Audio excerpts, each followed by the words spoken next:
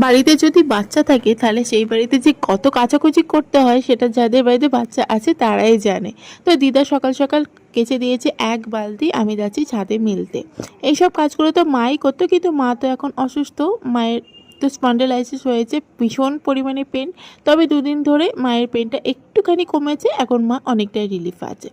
তো এখন বাজে 12টা, আর এখন আমি চিনিকে স্নান করাবো। আগে মিঠিকে স্নান করিয়ে দিয়েছি, এখন চিনিকে স্নান করাবো। তো তার আগে তো ওকে অয়েল ম্যাসাজ করতে হবে, আর মিঠিকে আগে আমি সবসময় আগে স্নানটা করিয়ে দিই, কারণ ওকে স্নান করাতে বেশিক্ষণ আমার টাইম লাগে না। কিন্তু চিনিকে স্নান করাতে আমার বেশ খানিকটা টাইম লাগে, কারণ ওকে অয়েল ম্যাসাজ করার পরে পরই আমি ওকে স্নানটা করাই না, কারণ অয়েলটা একটু গায়ে বসে তারপরেই ওকে স্নান টান করাই, নাহলে ওর ঠান্ডা লেগে যাবে। তো তারপরে চিনিকে একটু ফিট করিয়ে দিলাম, এখন ওকে ওষুধ খাওয়াবো। আর আমার চিনি কিন্তু ওষুধ খেতে ভীষণ ভালোবাসে। মিঠি কিন্তু তার একদম বিপরীত ছিল, ওকে যখনই আমি ওষুধ খাওয়াতাম এই ড্রপারে করে, ও কিন্তু উল্টি করে দিত। কিন্তু চিনি কিন্তু বেশ চেটেপুটে ওষুধটা খেয়ে নেয়।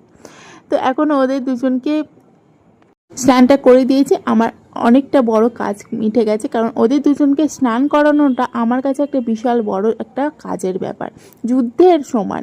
তো তারপরে তো আমি হাঁপিয়ে গেছি দুজনকে স্নান করাতে করাতে। তো এখন একটু কোল্ড ড্রিঙ্কস খেয়ে নেবো। আমার একটা বদ অভ্যাস কী বলো তো, ফ্রিজে যদি কোল্ড ড্রিঙ্কস জাতীয় কিছু থাকে ঘুরতে ফিরতে, আমি কিন্তু কোল্ড ড্রিঙ্কসটা খেয়ে নিই, সেটা গরম হোক বা শীত।